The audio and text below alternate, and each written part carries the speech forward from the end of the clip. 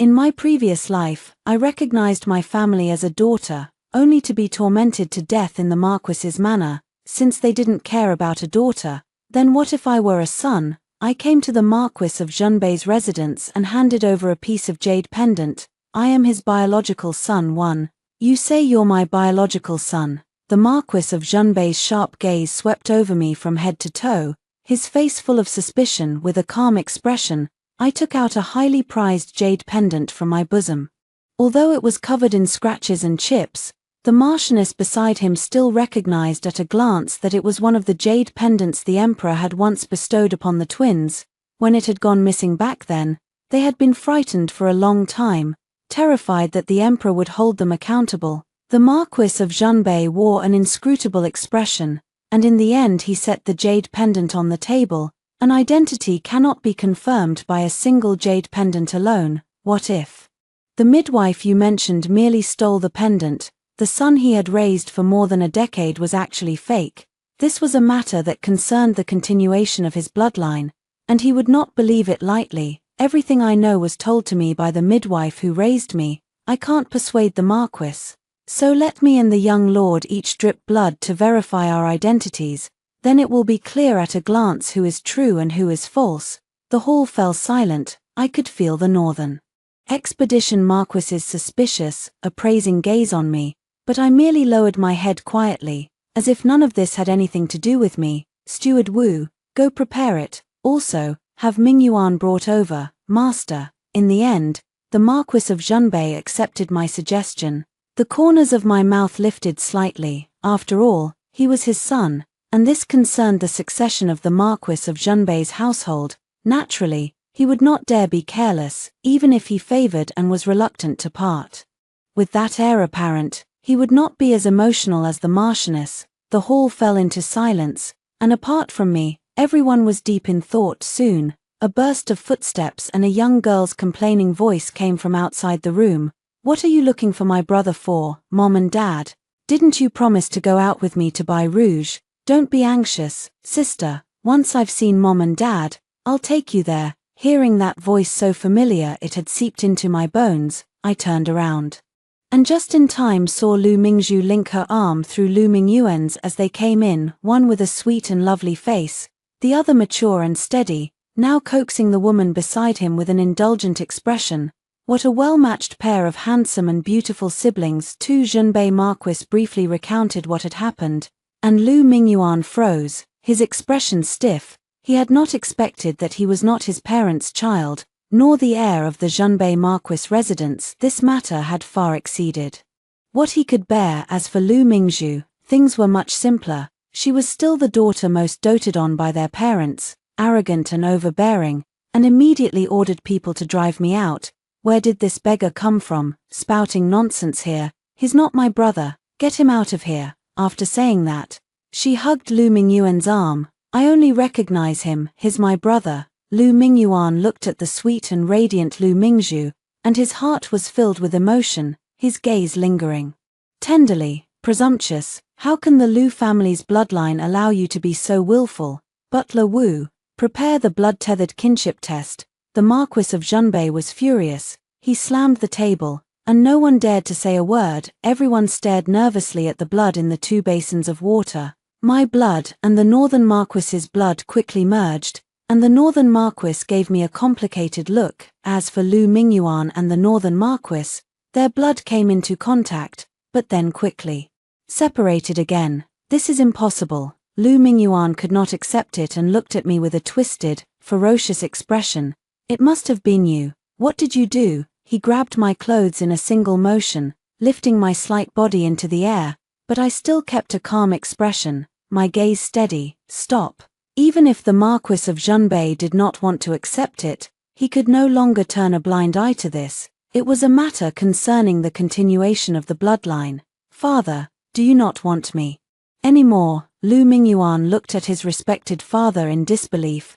He had not yet come to terms with the fact that he was not the heir to the Marquisate. Even if he wasn't, he had been carefully raised by the Marquis of Junbei for more than 10 years, and he had never expected everything to be turned upside down overnight. The hurt look on his face made the Marquis of Junbei deeply unwilling to bear it. So he turned his face away. Yuana, father and mother haven't abandoned you, it's just that everything happened too suddenly. Go back and rest first.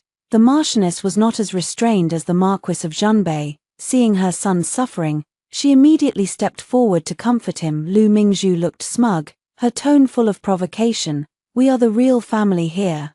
Don't even think about stepping through the doors of the Marquis's residence. Get back to your countryside where you belong. 3. I said nothing. Only someone as simple-minded as Lu Mingzhu would think that as long as she had her parents' love, nothing else mattered. But that was indeed the case, except that sons and daughters were ultimately different. Shut up. He's your older brother. You're not allowed to be disrespectful to him again in the future. Even more shocking as it was, the Northern Marquis accepted the fact very quickly. Madame felt sorry for Ming Yuan, and how could he not feel sorry for him as well? After all, he was the son he had raised by his side for more than 10 years. But the bloodline of the Lu family must never be mixed up, even if Ming Yuan hated him for it. The next day, news of the true and false heirs of the Marquis's residence spread throughout the capital. The Northern Marquis prepared many things for me and sent me to a school in the capital. Lu Mingyuan was naturally going to attend school as well. He had originally been about to sit for the imperial examinations, and with his abilities, securing an official rank would have been no problem. Add to that the backing of the Junbei Marquisate, and his future had been bright indeed. But now, everything had been ruined. Everyone at the school was very interested in me, at least on the surface. They all wore friendly expressions. Although the coursework was difficult, I still prepared diligently. Days passed like this one by one. I gradually grew accustomed to life in the Marquisate, and the servants also began to treat me as the heir apparent. No one said anything about how to deal with Lu Mingyuan. They simply let him continue living in the residence. It seemed that as long as no one spoke of it, they would not have to face the bloody reality. Unable to accept being reduced from the lofty heir of the Marquis's estate to an ordinary person dependent on others, Lu Mingyuan stayed in his courtyard all day, with only Lu Mingzhu going to keep him company every day at the Marquis's household dining table. Only I, the Marquis of Junbei, and his wife would sit. Xiaoan, the master speaks highly of you. Though you started late, you make up for it with your intelligence. Why not try your hand at this exam as well? The Marquis of Junbei was beaming. Although this son had not received careful upbringing, he was naturally bright. With time, he might not be unable to catch up as expected of his son. The Marquis of Junbei, I agreed, and when I lifted my head, I saw that the Marchioness's expression was odd.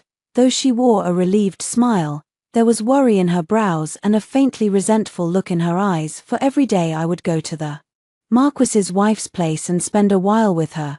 After I finished telling her about the amusing happenings at the academy that day, she suddenly let out a sigh, her face full of worry. Mother, are you tired? Why don't I take my leave first so you can have a good rest? Xiaoan, wait a moment first. The Marquis's wife took my hand, her face filled with comfort. You're a good child. You've really had it hard all these years. It's nothing, I said, shaking my head, a faint smile on my lips. Being able to return to my own parents now is already a blessing. What's past is past. You're a good child. Lady Hu sighed, a hint of struggle in her gaze. There is something Mother would like to ask of you. Mother, if there's anything you need, please just say so. There's no need to be so polite. It's not that I'm being polite, I just don't want to break your heart, said the Marquise, shaking her head, tears welling in her eyes. Although Yuana is not my biological son, after so many years of raising him and living with him, he has also cared for me sincerely. I truly cannot bear to turn a blind eye and leave him alone. Tears streamed down the Marquise's face, and she looked utterly pained. Mother, I understand, I said solemnly, nodding. I will speak to father about this matter. Watching the Marquise let out a sigh of relief, I suppressed the sarcasm in my heart. So, during dinner in the evening, I brought up the matter of my father taking Lu Mingyuan as his adopted son. The Marquis of Junbei sized me up without revealing any emotion, and I met his gaze calmly. He praised me a few times, then immediately sent someone to call Lu Mingyuan over. With him came Lu Mingzhu, whose face was full of wariness. All right, stop looking at your father like that. As if I'm going to do anything to harm your brother Mingyuan. Zhenbei, who was in high spirits, with none of his usual gloom. Lu Mingzhu let out a cold snort and turned her face away without speaking. Mingyuan, a lot has happened in the residence lately, and you've been wronged these past few days. Although you're not my biological son, the friendship we've built over so many years is not fake, so I've decided to take you as my godson. From now on, you can stay in the residence openly and above board. Father, is it true? Lu Mingzhu rushed forward in a hurry, throwing her arms around her own father. The Marquis of Zhenbei laughed and scolded her for not knowing the rules. Lu Mingyuan also expressed his gratitude, and the Marquis of Zhenbei looked at him with even greater satisfaction. The Marchioness was also beaming with joy. 5. After the father and son filial display over there was finished, Lu Mingzhu cast a haughty glance at me, who was standing silently beside her. Some people shouldn't think too highly of themselves or assume they're so important. Keeping a low profile is the best course of action. Hearing this, Marquis Zhenbei frowned and rebuked her softly. Mingzhu, is that any way to speak to your brother? This matter was raised by your brother to begin with. From now on, we'll all be family, so don't be so willful anymore. Lu Mingzhu let out a disdainful snort, but said nothing. Father, please don't blame my younger sister. We'll all be family from now on. Brother Mingyuan, my teacher often praises your studies. May I ask you for guidance if I have questions in the future? Under my eager gaze, Lu Mingyuan reluctantly nodded. The Marquis of Zhenbei was quite pleased with this. 7. After going through a storm, the Marquis of Zhenbei's manner once again returned to its former warmth and peace, at least on the surface. At dinner, everyone gathered together. Every time, Lu Mingzhu would help Lu Mingyuan vie for favor, and by the way sideline me, talking about things that only the four of them knew. The Marquis of Zhenbei and the Marchioness, while reminiscing about the warmth of the past, felt guilty toward me. I ate quietly, occasionally showing interest in and longing for these things at the right moments, and they, in turn, relaxed. The eldest princess held a birthday banquet, and all the prominent families in the capital came. It was my first time attending such a grand feast. As one of the protagonists in the story of the true and false young masters, my appearance also drew quite a bit of attention. However, most people were very kind. I spoke with them openly and gracefully, with proper etiquette and an unassuming yet confident demeanor, earning much praise. The Marquis of Zhenbei grew more and more satisfied with me. His son, goblets clinked in toast, music from strings and pipes filled the air, when a sudden scream broke the surface calm. A crowd of women had gathered by the lotus pond, each one in a panic, as if someone had fallen in the chaos.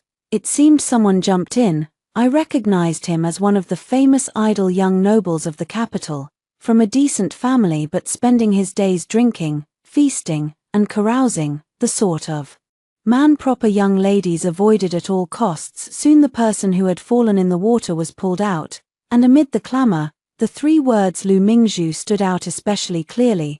The Marchioness's face went deathly pale, and her eyes turned red at once. The cup in the hands of the Marquis of Zhenbei beside me clattered to the ground, and Lu Mingyuan rushed out immediately, snatching Lu Mingzhu from that man's arms. Amid the chaos, I smiled in satisfaction. With her reputation ruined, Lu Mingzhu caused a scene on the spot at the Grand Princess's residence, insisting that someone had pushed her into the water and demanding that the Marquis of Zhenbei find the culprit. However, the scene had been in utter turmoil, and no amount of investigation could uncover anything conclusive. She suspected several noble ladies who were closest to her, while Lu Mingyuan was like a sharp sword, striking wherever it pointed. In the end, he still failed to find the culprit and instead offended all those families, with the banquet ruined.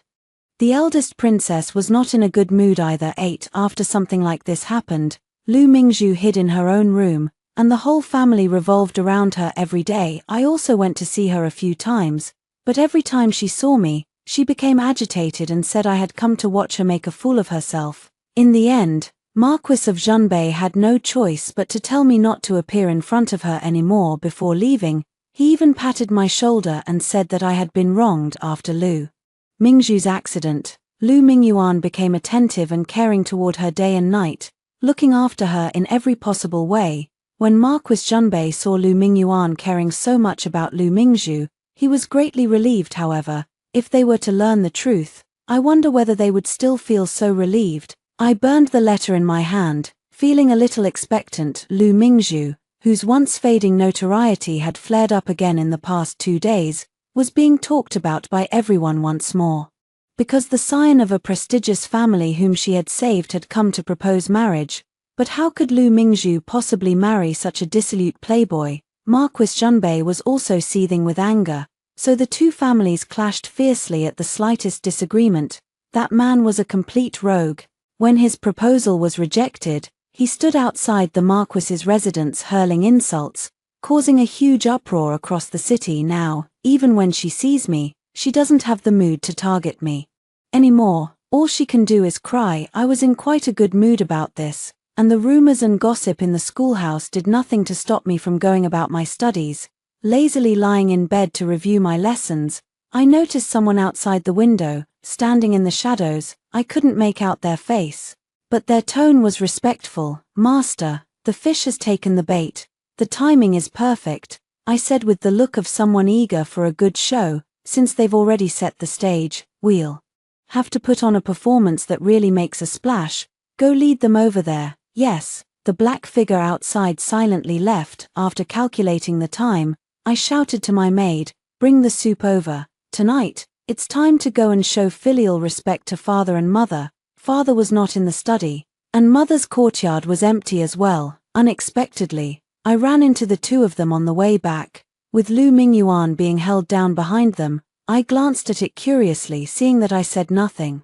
Junbei Marquis simply told me to follow him to the main hall 9. As soon as we stepped into the main hall, the Marquis of Junbei raised his cane and struck Lu Mingyuan hard on the leg, knocking him flat to the ground. "Father, master, Lady Hu," and I cried out in surprise at the same time. She was genuinely concerned.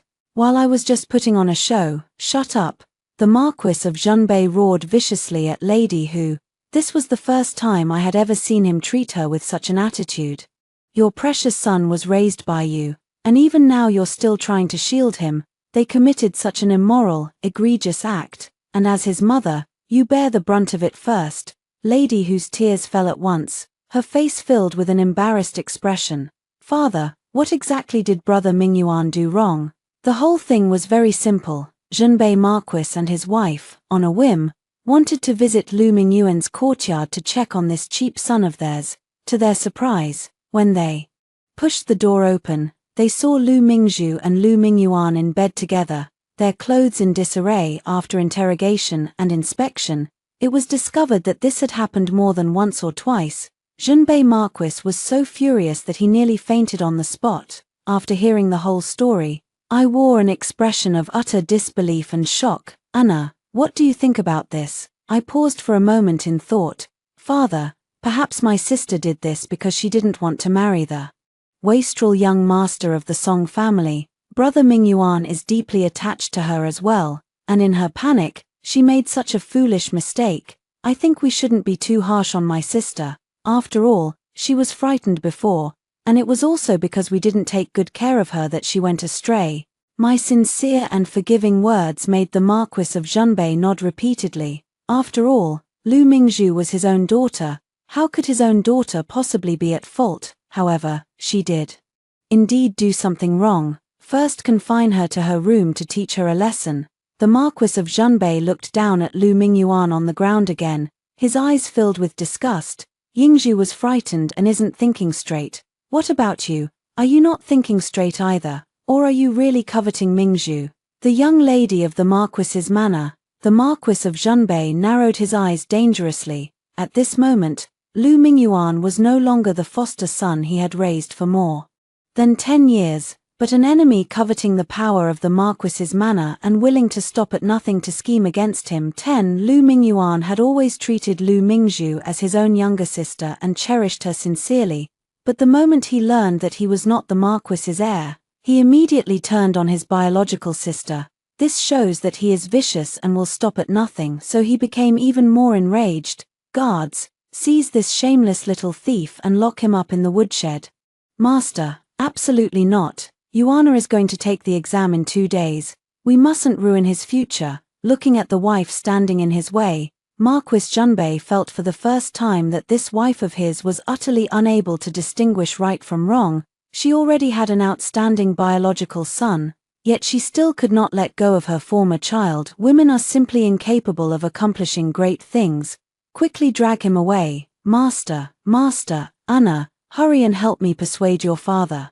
Lady who saw that she could not persuade the Marquis of Junbei, so she turned her attention to me, completely ignoring the Marquis of Junbei standing nearby, his expression one of frustration that I refused to rise to the occasion. Father, before I could finish speaking, the Marquis of Junbei cut me off. No, father, I'm not trying to plead for brother Mingyuan, I went on speaking. I'm reminding father to make more plans for my younger sister. Now that this has already happened, I'm afraid her marriage prospects will be affected. Rather than letting her marry down and suffer grievances, it would be better to. I didn't finish my sentence, but everyone present understood. The Marquis of Junbei also fell into thought.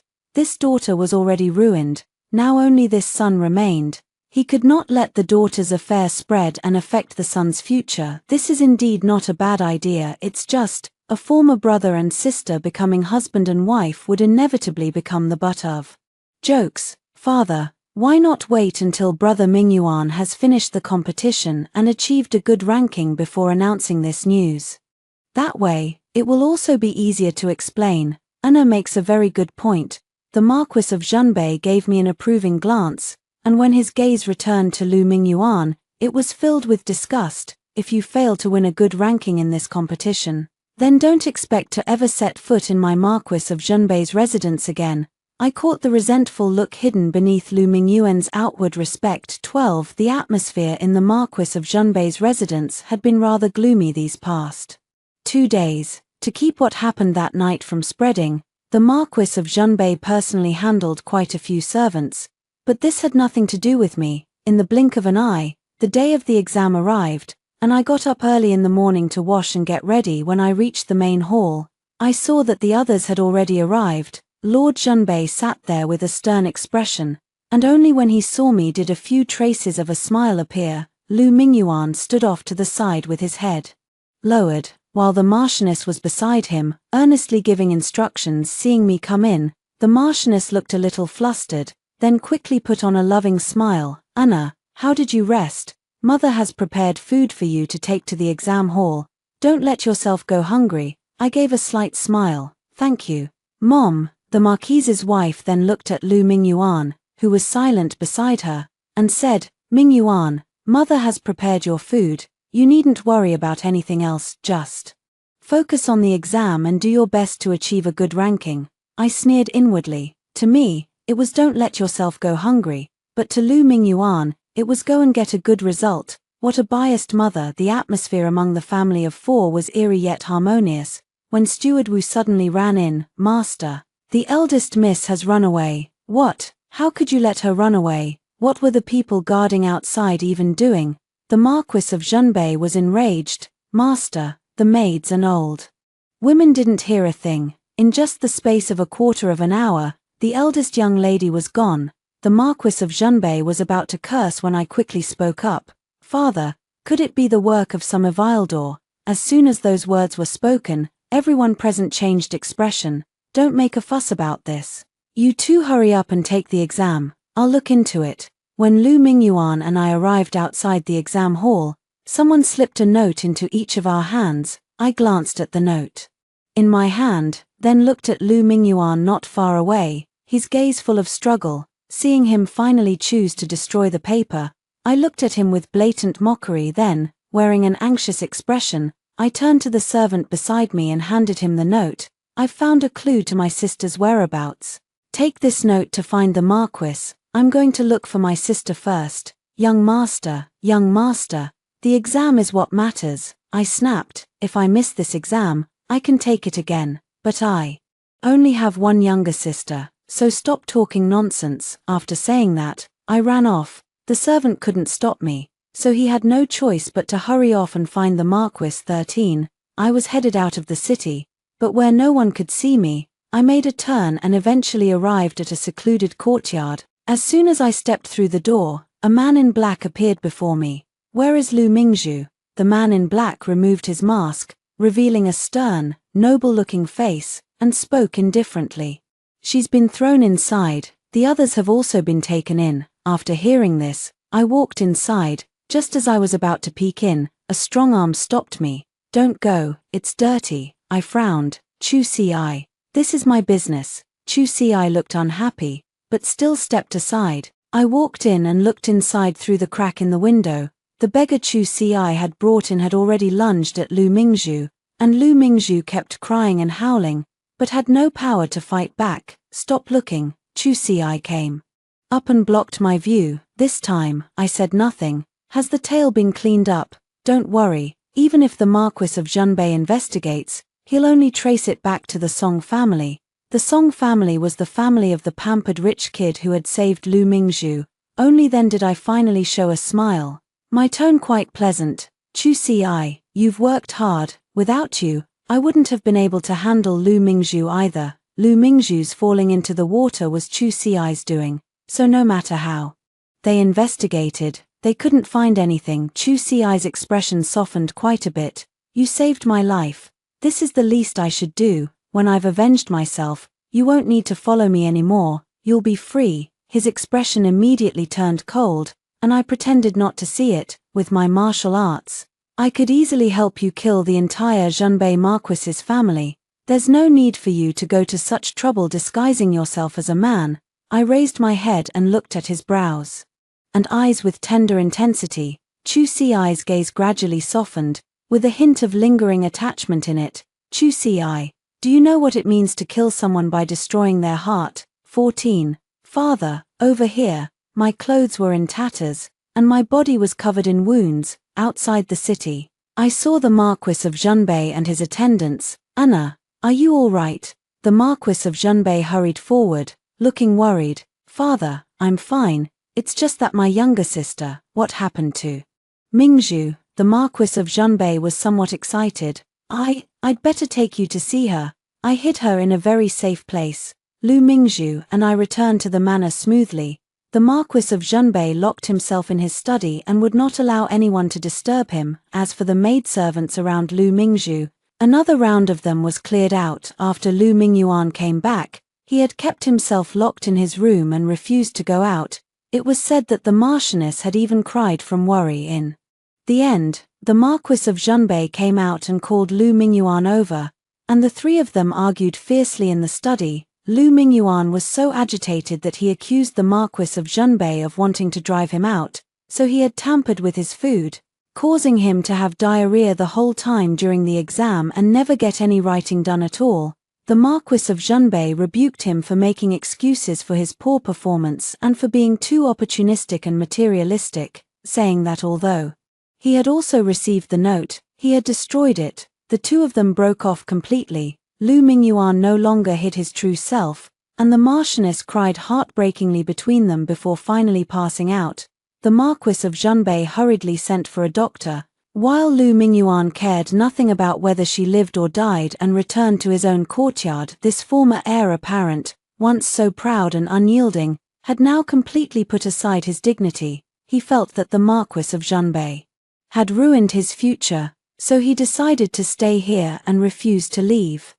After the Marquis of Zhenbei finished dealing with Madame's matter, he wanted to drive Lu Mingyuan out, but when he thought of Lu Mingzhu, he gave up the idea. All of this was told to me by Butler Wu. At this moment, he was beside me, wearing a respectful expression. "The master is truly brilliant. He had me put something in the food first thing in the morning, ruining his prospects and even turning him against the Marquis."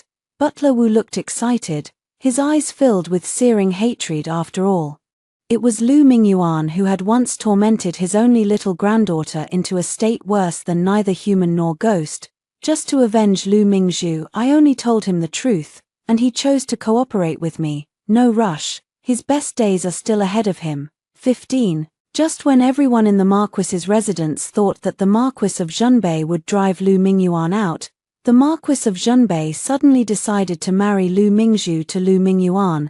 The matter of taking him as an adopted son was no longer mentioned publicly. It was only said that he would become a live-in son-in-law as a result. People all over the capital were saying that Lu Mingyuan must have placed very high in this imperial exam, otherwise why would the Marquis of Zhonbei make such a decision? There were also some people who wondered why I didn't take part. The Marquis's residence's explanation was that I had suddenly fallen ill. The Marquis of Zhonbei became increasingly concerned about me and gave me many good things.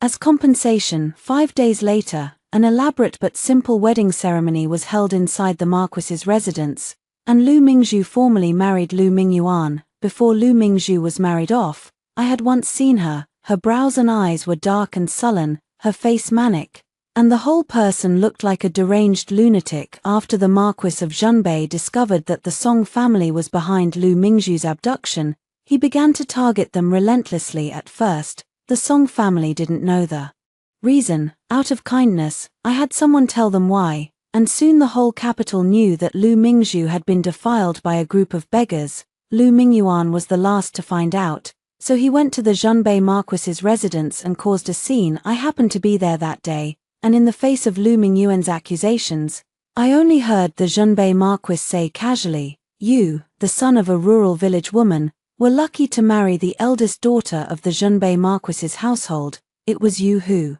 married above your station. From now on, you should focus on staying home with Mingzhu. The Zhonbei Marquis's residence will see that you lack nothing in food or clothing." Humiliated, Lu Mingyuan's eyes were bloodshot and his face contorted with rage. Even as the servants dragged him away, he was still cursing.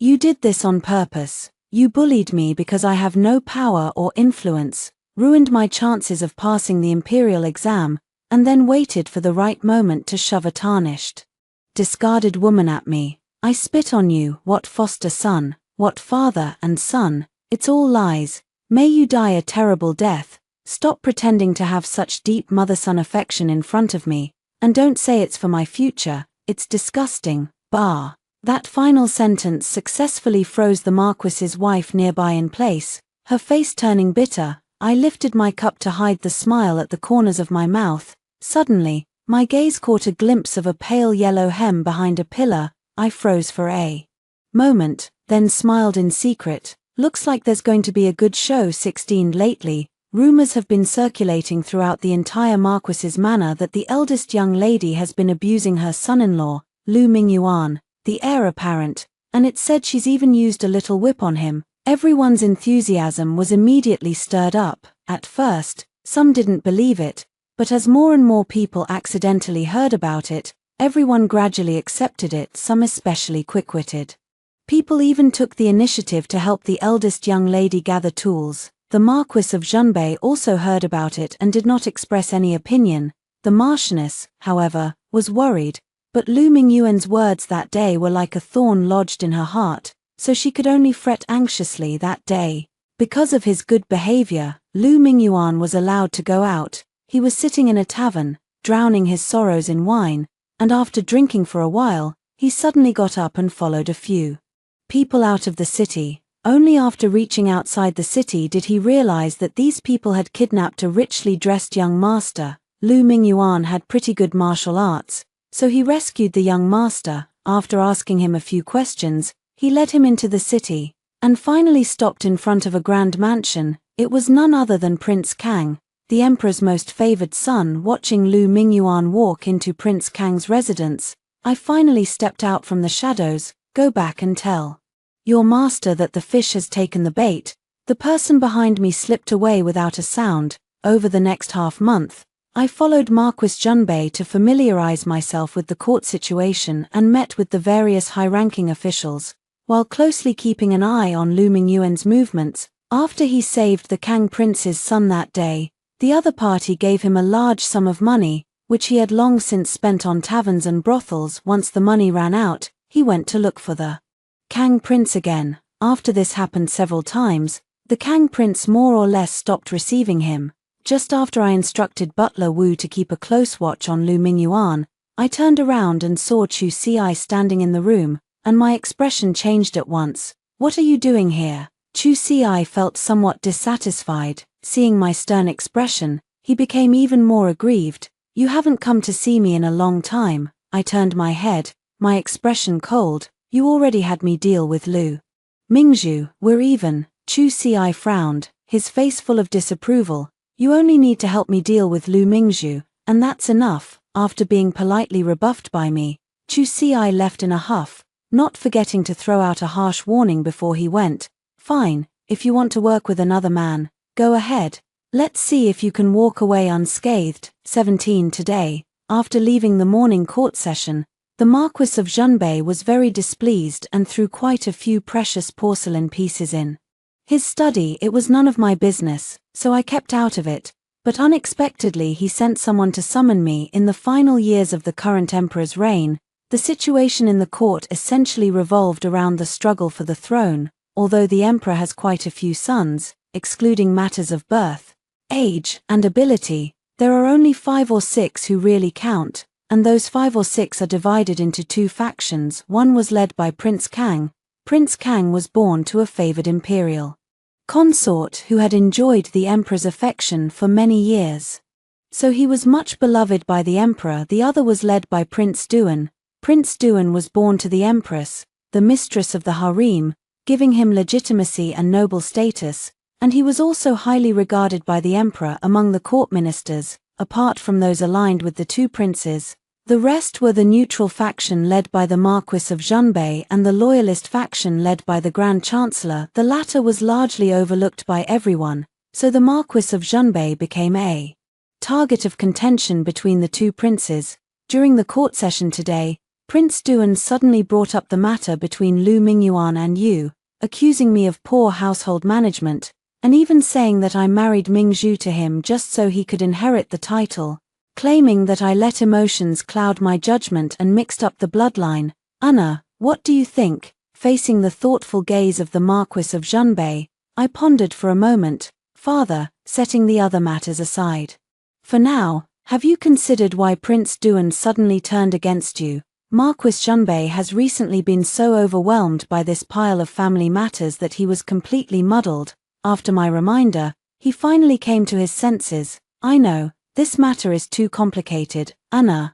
So don't get involved for now. Son knows father is unwilling to take sides, but at this point Prince Duan is clearly intent on making father his enemy. If we still follow the old strategy, I'm afraid it won't end well. Marquis Zhenbei was stunned for a moment. Anna, gaining the merit of following the rightful ruler is not so easy. One wrong step, and the whole family could be wiped out. Father, I'm not asking you to take sides. What I mean is that Prince Duan has gone too far. Why not find an opportunity to give him a warning? Otherwise, wouldn't it mean that anyone could bully the Zhenbei Marquis's residence? This gave the Zhenbei Marquis pause for a moment. In Anna's opinion, how should we warn him? Father, I think a moderate warning would be enough. The best way would be to make things difficult for Prince Duan's merchant convoy. 18 Throughout the Shang Kingdom, whether royalty, merchants, or commoners, all were eager to trade with other countries or ethnic groups, exchanging goods and then selling them on caravans of major figures like Prince Kang and Prince Duan mostly carry high-end goods, and their profits are immeasurable. They are also a major source of income and expenditure. Yeyun City is the most critical checkpoint on Shenggua's trade routes, and it is also the domain of the Marquis Zhenbei. Make things difficult for them. This doesn't seem quite right. Marquis Zhenbei clearly backed down. Yeyun City was both a treasure and a hot potato. In the past, he had always enforced the law impartially and maintained strict discipline. At the center of such a storm, he did not want to leave anyone any leverage against him. Seeing his fear, I said with a smile, Father, if you are unwilling, then forget it. It's just that you'll need to be extra careful from now on. Father, I'm afraid Prince Duan will only become even more ruthless in going after you. Father was an upright official, but I'm afraid Prince Duan will pay even closer attention to the internal affairs of the Marquis of Zhenbei's household and then find fault and stir up trouble.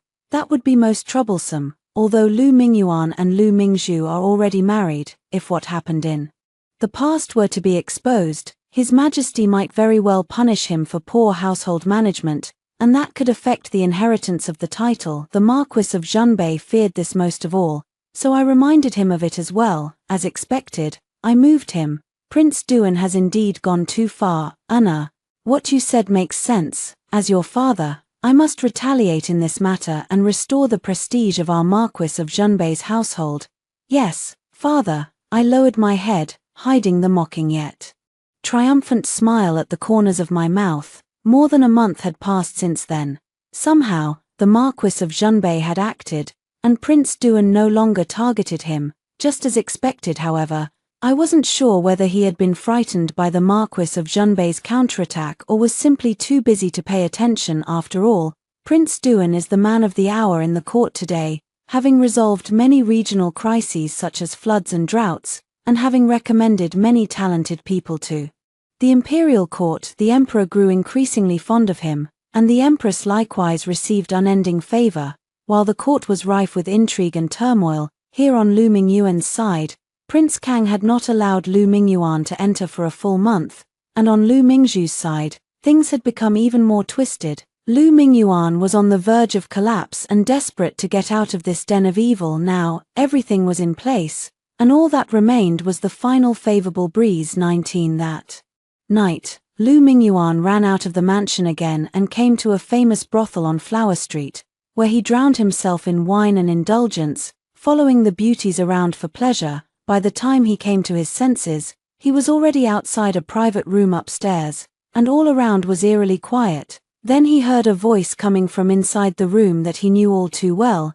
Immediately mobilize the 100,000 troops outside the city to surround the imperial capital, the 1,000-strong guard in the palace is already one of my people. By then, we will take control of the palace, kill the emperor and Prince Duan, and the world will be ours for the taking. Here's his King Kang's voice. Lu Mingyuan suddenly went weak at the knees, and the sound he made was immediately noticed by the people in the private room.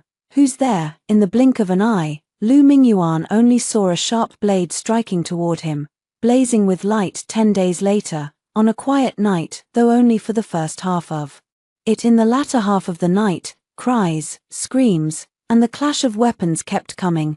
Flashes of fire suddenly appeared in the distance, and the Marquis of Junbei gathered everyone together. After so long, I saw Lu Mingzhu again. Her former brightness and charm had been completely replaced by gloom. She looked at the distant firelight with a strange gaze. My heart stirred, and I looked around but did not see Lu Mingyuan. Father, where is brother Mingyuan? The Marquis of Junbei's expression darkened, and in the end he spoke viciously. It'd be best if you died outside and never came back.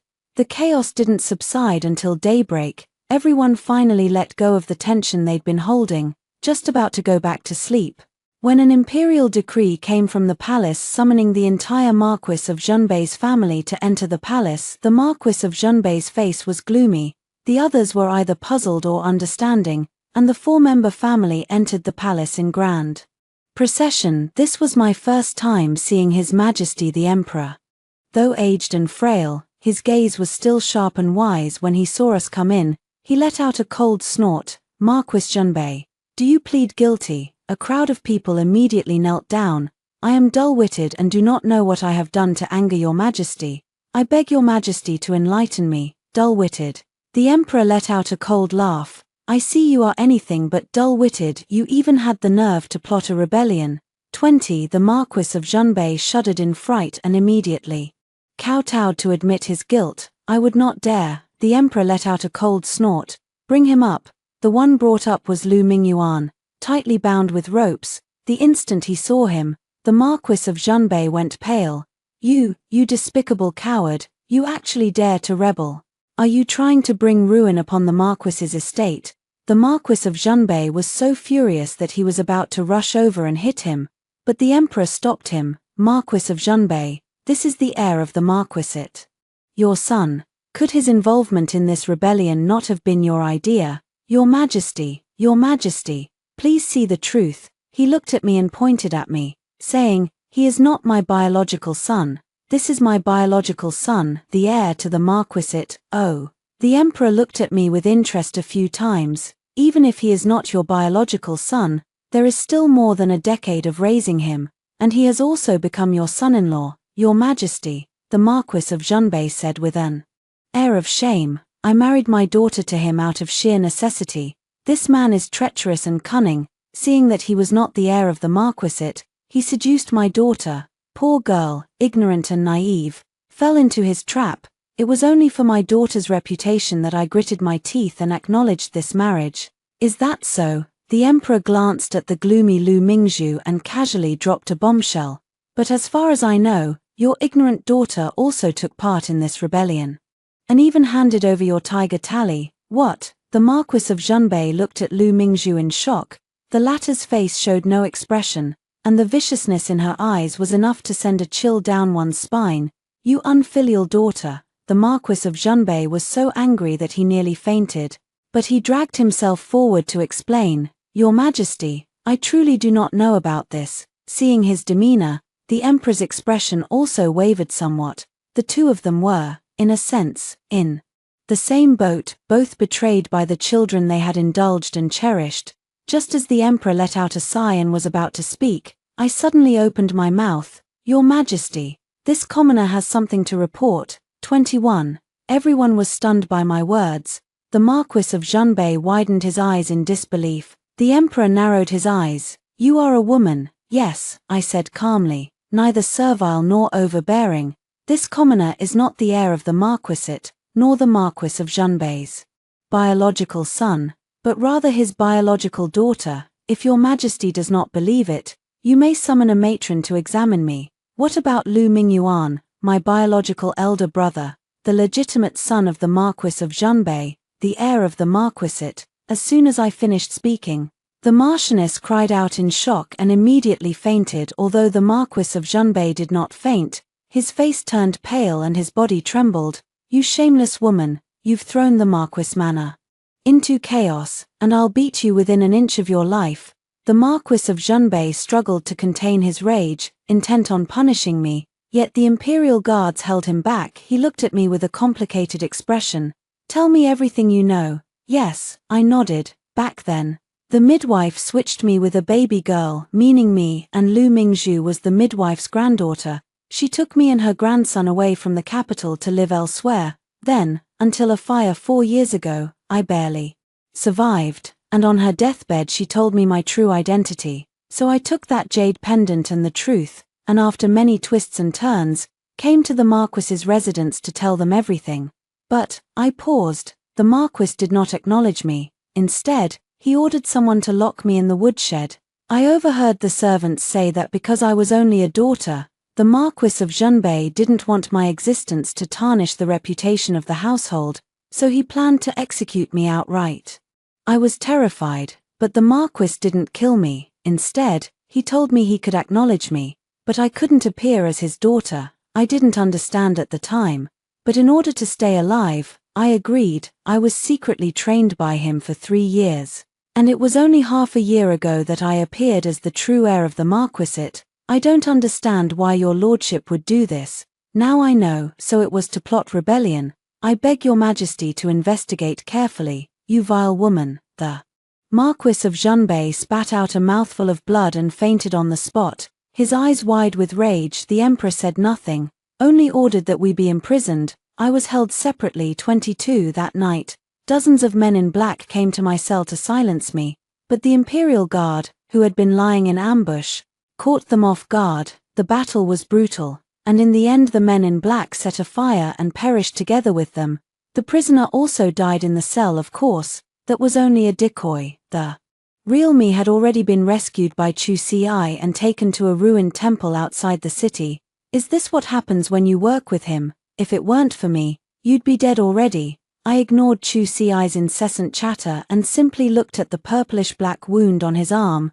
Got ambushed by someone hiding somewhere and got tricked. It's fine.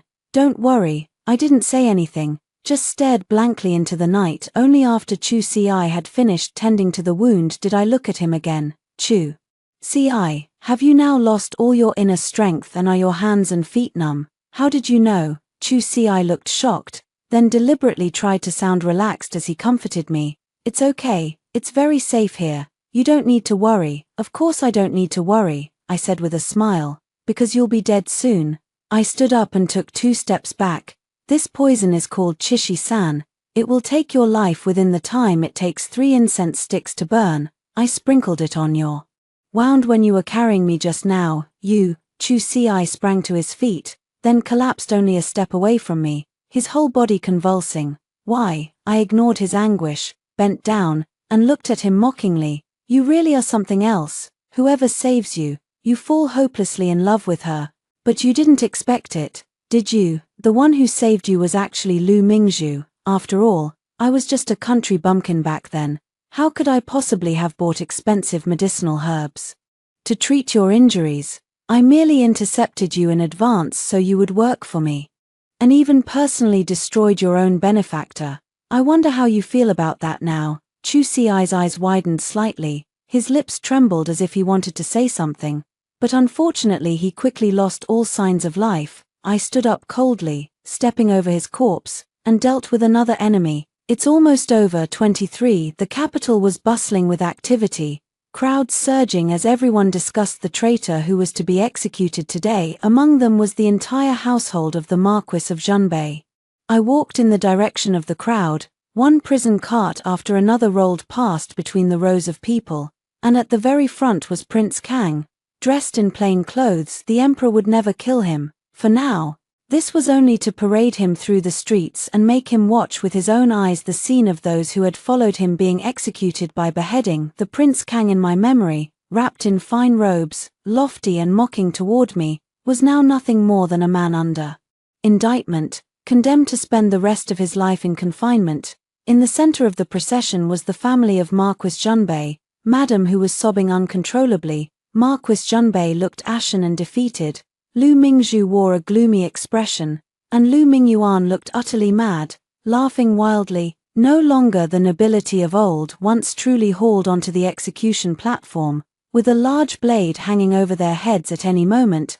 Everyone wore a dispirited expression. Suddenly, the Marquis of Zhunbei's gaze fixed on me, his expression changed, and he stood up in excitement, but before he could say anything, a large blade came down, and there was no chance to speak again. A cry of shock rose from the crowd. The beheading was already over, and I walked against the flow of people toward the city gates. Before leaving the city gate, I turned into a quiet alley and stopped. "Gentlemen, go back and tell your master that the deal is over. Don't stir up any more trouble." A few men in black appeared behind me. After a long silence, they finally left, and at last, I could set off with a light heart. 24. Having been reborn, I burned to death the midwife and her greedy, spoiled grandson in a fire, so no one could ever get in my way again.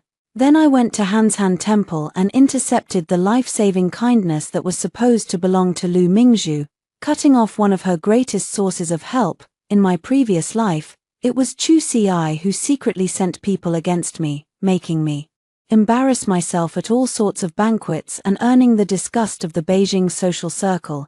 Even being rescued from drowning by a member of the Song family, and being ruined by a beggar, were both arranged by Chu Si. In this life, I took revenge on them one by one, and I also had Chu Si do all of it. I used the 3 years of torment I suffered in the Marquis's residence in my previous life to lay out my plans, and return to the Marquis's residence as a man, since they did not care about a daughter's bloodline. Then what about a son's? As expected, no matter how reluctant he was in his heart, the Marquis of Zhunbei still could not turn a blind eye to me, and even had to carefully plan for me. Meanwhile, I took the opportunity to sow discord between Lu Mingyuan and the Marquis's manor, and exposed his affair with Lu Mingzhu. In my previous life, he was driven to kill me precisely because I had caught them in the act. With all the events that had happened before, the Northern Pacification Marquis could no longer calmly accept the marriage between the two of them.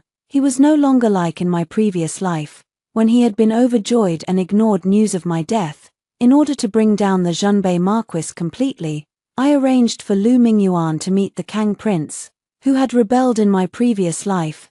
This naturally involved cooperation with the Duan Prince, and in the end, the once overbearing Zhunbei Marquis's manor became a prisoner behind bars, doomed to die. Here, trading with the Duan Prince may have been like courting a tiger for its hide, but considering the martial arts experts by my side, he ultimately did not continue to pester me, and after doing all of this, I was able to withdraw unscathed with the obsession in my heart finally gone. From this day on I could at last live however I pleased. The road ahead is long, and there is still much time to come after hearing the first story above. What are your thoughts? Feel free to share your opinions in the comments section. Next, there is another similar story. Let's continue to see. I have known since childhood that I was destined to become the crown princess, yet on the night of the grand wedding, Crown Prince Xiao Qian deliberately entered the wrong bridal chamber and consummated his marriage with Qingning, the maid serving the empress. Qingning was the empress's most favored maid, having once taken a knife in her stead. Thus, the empress only fumed for a moment before giving her consent. My parents were instantly enraged. How could our Xie family, holding command over 700,000 troops, endure such humiliation? They wanted to storm the palace gates and plead for the emperor's intervention, but I gently tugged at their sleeves and urged them to endure it a little longer. That very day, I personally sought an audience with the emperor to plead for Xiao Qian. I beseech your majesty to allow Qingning to enter the Eastern Palace and fulfill the crown prince's wishes. She is merely a palace maid. I would not trouble myself over her. His heart does not belong to me, nor have I ever been moved by him. What I have always wanted was never Xiao Qian himself, but the honor of being the crown princess, the future position of empress, and the everlasting glory of the Xie family. The news that I pleaded on behalf of the crown prince, allowing Qingning to enter the Eastern Palace, spread throughout the palace and beyond in less than half a day. Reactions varied, with most people laughing at how the daughter of the Xie family had learned to compromise and endure even before being officially enfeoffed. Only my father, upon hearing the 8 words I had my trusted aide bring back to the residence, hold your position, await future rewards, remained silent for a long while, ultimately suppressing the indignation of all his officers. 3 days later, the imperial decree was issued. The crown princess's investiture ceremony proceeded as scheduled, while Qingning, as a Liangdi, was quietly carried into the Eastern Palace through a side gate in a small sedan chair. On the same day, the investiture ceremony was grand and solemn. Dressed in the intricate and heavy crown attire of the crown princess, I ascended the white marble steps step by step under the gaze of civil and military officials. Receiving the golden book and seal from the ceremonial officer, Xiao Qian stood by my side, his face handsome and his posture upright, the very image of the perfect crown prince of the royal family. Yet in his gaze toward me, there was a trace of scrutiny and coldness that was hard to detect. I met his gaze, slightly curving the corners of my lips into a perfectly gentle and graceful smile. He was probably wondering why I wasn't crying or making a scene, and why I had even personally sent the one he loved to his side. He doesn't understand that what I've always wanted was never his condescending affection. On the night of the wedding ceremony, as expected, he did not come to my bedchamber. My maid Yunshu helped me remove my hairpins, unable to hide her indignation. His Highness the Crown Prince, after all, he went to Consort Qing's moon embrace pavilion. In the bronze mirror, my features remained as clear as ever, without a trace of disturbance. Leave. The candle flames flickered in the hall, leaving me alone. I walked to the window and looked toward the moon embrace pavilion, where the lights were ablaze. No doubt a scene of tender affection at its peak. There was no bitterness in my heart, only a cold, calculating stillness. Xiao Qian's move was too hasty and foolish. By humiliating me to elevate Qingning, he unwittingly placed both himself and his beloved on a blazing fire to be roasted. A favored concubine who caused the crown prince to lose his composure on his wedding night and brought shame upon his powerful in-laws would only become a living target in this devouring deep palace. The next morning, I sat upright in the main seat with the dignity of the crown princess, receiving the greetings of all the consorts in the Eastern Palace. Qingning arrived neither early nor late, wearing a dress of watery red, her eyes and brows carrying the charm of a night of spring romance and a faint, elusive sense of pride. She bowed according to etiquette, her voice soft and gentle. Your humble servant, Qingning, pays respects to your highness, the crown princess. I did not immediately ask her to rise. Instead, I picked up the teacup beside me, gently stirred the floating tea leaves, and calmly glanced at her slightly trembling fingertips. The hall fell into a deathly silence, with all the consorts holding their breath. After a moment, I slowly spoke. my tone gentle yet carrying an undeniable authority. "Rise, consort Qing. Now that you have entered the Eastern Palace, you must abide by the rules from now on, serve the Crown Prince diligently, and focus on bearing heirs for the royal family. That is the proper path." I bestowed a set of gold head ornaments, identical to those given to all the other concubines, both to preserve her dignity and to quash any notion she might have of using them to assert her uniqueness. As she received the reward and expressed her gratitude, the hint of smugness on her face finally faded, replaced by a trace of caution. I looked at her and sneered inwardly. Xiao Qian might be able to give her favor, but what I hold in my hands is status, propriety, and the authority of the mistress of the Eastern Palace. The affection he gives is like flowing water, while the power I hold in my hands is the unshakable fortress. A few days later, at the palace banquet, the Empress deliberately called me to her side. Holding my hand, she spoke in a tone tinged with reassurance. "My dear child, you've been wronged, Qian." He was just momentarily confused.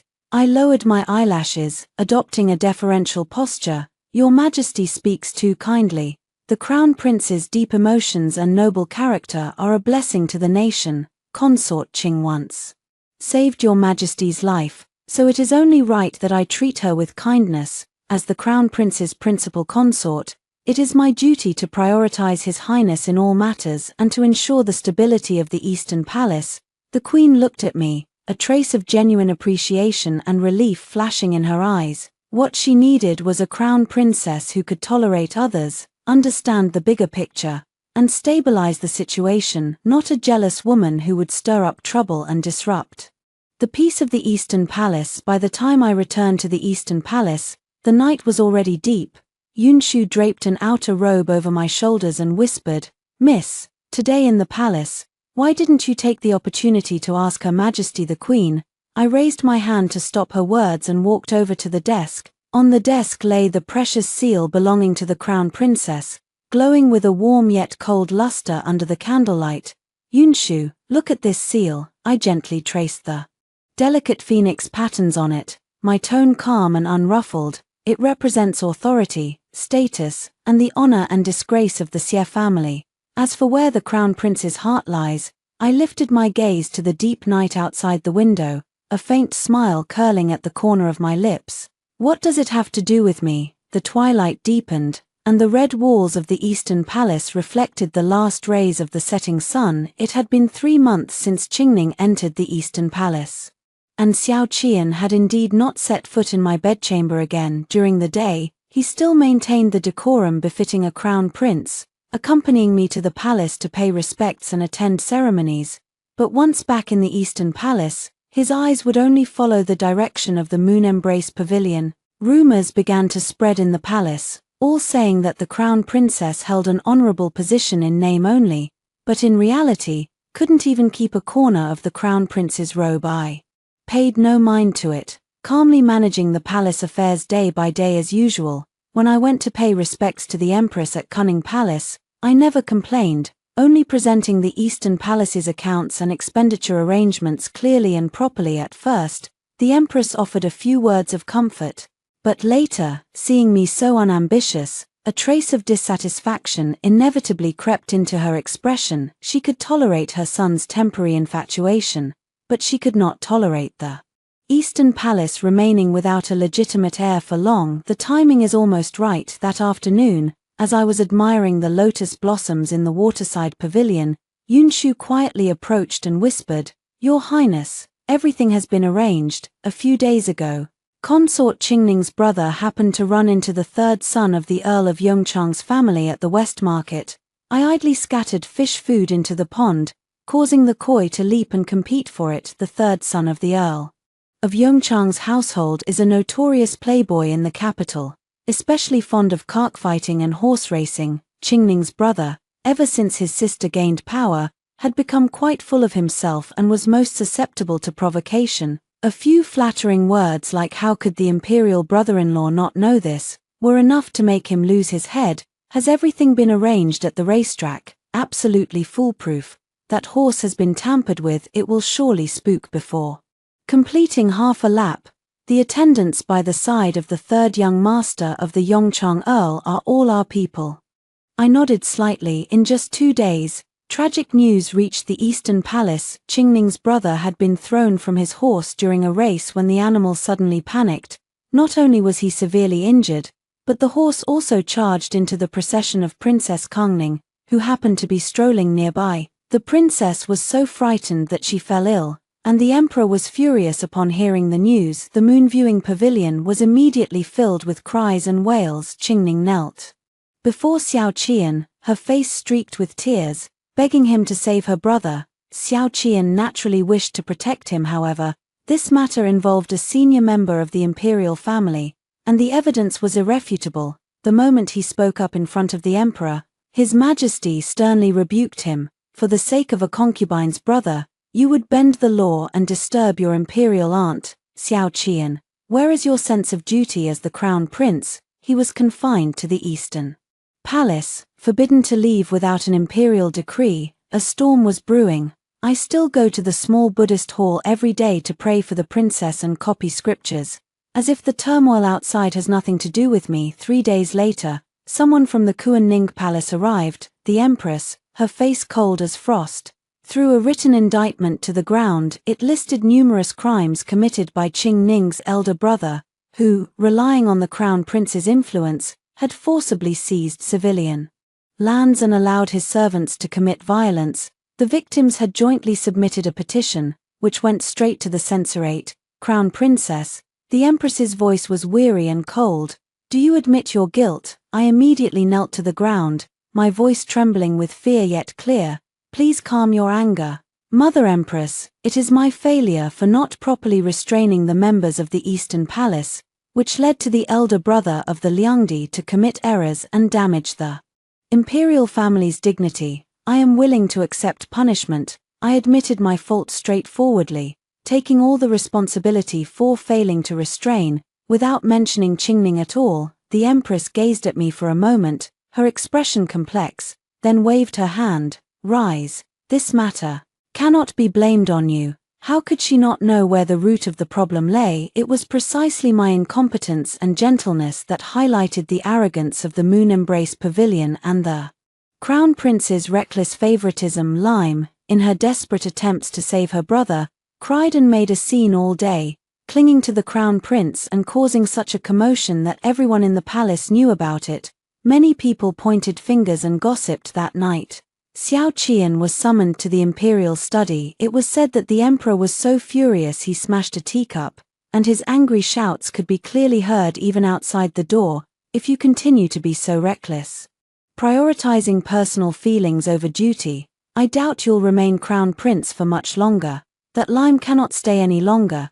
Can't keep him." These 3 words struck like a thunderbolt, shattering every last shred of hope in Xiao Qian's heart. The emperor made it clear, unless he consummates the marriage with me and quickly produces a legitimate heir to prove the stability of the Eastern Palace, he will not spare Qingning's brother lightly. Xiao Qian returned to the Eastern Palace with a heavy heart. He had intended to explain the emperor's conditions to Qingning, hoping she would understand his predicament, even considering whether they should simply abandon her brother.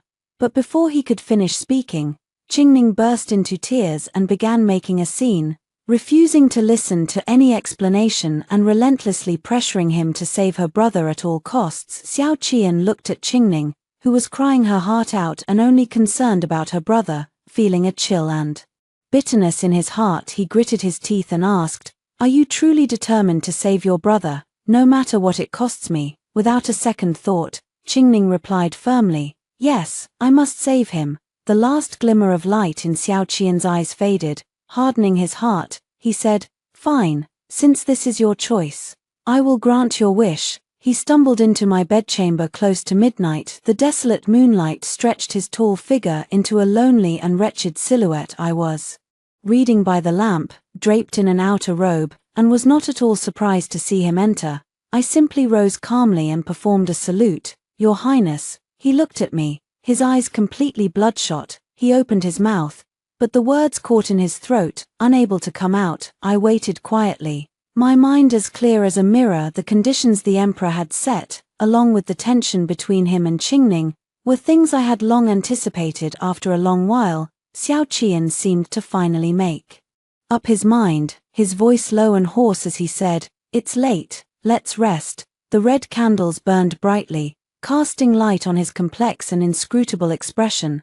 I took the initiative to remove his outer robe, my fingertips inadvertently brushing against his Adam's apple. His body stiffened slightly. But he did not pull away. "Your Highness," I blew out the candle and whispered softly in the darkness, "tomorrow, I will personally seek an audience with the Grand Princess to deliver the copied sutras and plead for Qingning's brother, Songyun." Xiao Qian's voice was hoarse. "This time, I have wronged you." I naturally wrapped my arms around him and said softly, "What are you saying, Your Highness? We are husband and wife, one and the same. It is my duty to share your worries." I deliberately spoke close to his ear, my breath warm. Xiao Qian's breathing suddenly grew heavier. The hazy moonlight filtered in, illuminating the faint blush that spread across the base of his ears. I lowered my gaze, concealing a trace of cold mockery in my eyes, recalling the images from those fire avoidance illustrations I had seen. I responded to him with a raw yet proactive eagerness. He was ultimately overcome with passion, letting out a low growl as he pulled me tightly into his embrace. The crimson bed curtains fell shut, swaying gently in the night. The next morning, when I woke, the space beside me was already empty. Yunshu helped me rise, whispering softly, "Before dawn, the crown prince went to the moon viewing pavilion." I faced the rhombus-patterned mirror, carefully tracing my brows with kohl, and upon hearing this, merely smiled faintly. The reflection showed a face adorned with cloud-like hair and floral beauty, the eyes beneath clear and composed. "No matter. Let our people know that they can inadvertently let Consort Qing know that the reason His Highness was willing to come last night was entirely because she begged him to save her brother." Yunshu understood immediately. "Yes, Your Highness. If the consort learns that this matter was personally requested by her, her gratitude will surely be especially profound." I took a sip of rouge, my lips now brilliantly colored. If she knew that she had personally pushed Xiao Qian into my bed, how bitter that taste would be. But the agony of this slow torment was only the beginning. What I wanted was never a single night of favor. Instead, I intended to use this one night to plant an irremovable thorn between her and Xiao Qian. Inside the Lanyu pavilion, Qingning, upon learning that Xiao Qian had spent the night in my room, accidentally shattered the teacup in her hand. "He promised me," she murmured, her eyes filled with disbelief. When Xiao Qian dragged his weary body over to explain, she first broke down in tears, but upon hearing all of this was to save your brother. It was as if a bucket of cold water had been poured over her, jolting her back to clarity. She threw herself into Xiao Qian's arms, her eyes brimming with tears. "Your Highness, for my sake, you've endured such humiliation." Watching her suppress her jealousy and feign understanding, a flicker of guilt passed through Xiao Qian's eyes as he held her even tighter. From that day on, Xiao Qian would come to my room every few days. Each time, Qingning would stand at the gate of Lanyu Pavilion, gazing obsessively at his retreating figure until the door closed, then bite her lip and leave. But my belly remained still, showing no signs of life. Xiao Qian had no choice but to visit more frequently. At such times, I would wear an exquisite doudou beneath my nightgown, perfume myself with a delicate fragrance, and do my best to cooperate as instructed by medical texts and erotic illustrations. Compared to Qingning, I was even more anxious to conceive a child. Only by giving birth to the legitimate eldest son could my position be truly secured. At first, Xiao Qian still carried a certain aloofness, but after all, the human heart is made of flesh. Seeing that I never complained and managed everything properly, his tense expression gradually softened. Sometimes when we dined together, he would even ask about the amusing stories from my childhood on the frontier. As the autumn hunt approached, on the day the list was announced, another set of porcelain was shattered in the moon-embracing pavilion. Xiao Qian was only taking me, his principal consort, along in the hunting grounds tents. Our days and nights together made both him and me increasingly at ease. That night while I was bathing, he stumbled in through the steam, his steps unsteady with drink. Seeing the faint, indistinct figure in the bathtub, he froze in place. "Your Highness," I called out softly, without panic or attempt to hide. Instead, I rose slowly from the water, letting droplets slide down my skin. The candlelight cast a soft glow upon me. His Adam's apple bobbed, and his eyes darkened with deep desire. Arjuan. He called my childhood name in a hoarse voice, then scooped me up and carried me toward the bed. That night, he was exceptionally gentle and exceptionally captivated. 7 days later, the imperial carriage returned to the palace. My monthly cycle was, for the first time ever, 5 days late. A faint suspicion stirred in my heart, but I suppressed it and carried on with my daily routine as usual. One morning, as I was trimming the flower branches in the courtyard, Qingning barged in unannounced. Dark circles shadowed her eyes, clearly indicating she hadn't slept all night. "My sister is truly skilled," she said, with a sharp tone. "During the autumn hunt these past few days, you've completely bewitched His Highness. It's a pity, though, that every time he returns from your place, he spends a long time with me," he says. Seeing your pretentiously aloof face bores him, I leisurely trimmed a withered branch, not even lifting my eyelids. "Is that so? Then why is my sister so full of anger today? Have you given up on saving your brother?" She froze instantly, like a snake pinned at its vital point, all her arrogance vanishing without a trace. She glared at me fiercely, her chest heaving with emotion, and finally forced out through gritted teeth, "What else can you do besides threatening me with my brother? His Highness will only ever have me in his heart." I smiled faintly and handed the scissors to Yunshu. "I hope you'll always think this way, little sister." She left in a fury. Yunshu whispered, "Your Highness, she now harbors a deep hatred for you." "I fear she might. Let her hate." I brushed my sleeve and let my gaze fall upon my still flat stomach. Someone whose cards have been laid bare can hate all they want, but they won't be able to turn the world upside down. Over a month later, a banquet was held in the palace. I attended together with Xiao Qian, with Qingning following closely behind. During the banquet, her gaze occasionally swept over my abdomen, carrying undisguised anxiety. Taking advantage of Xiao Qian leaving his seat to propose a toast, she approached me with a wine cup in hand. Her voice was neither too loud nor too soft, just enough for the nearby tables to hear. "Sister, it's been so long. Why is there still no news from your belly? My brother in prison. Can't wait much longer." I picked up the wine glass, took a small sip, and looked at her calmly. "Lady Qing, the royal lineage is a matter of state importance. How can you speak so recklessly about it? Moreover, your brother has violated the law, and his case will be judged according to the statutes.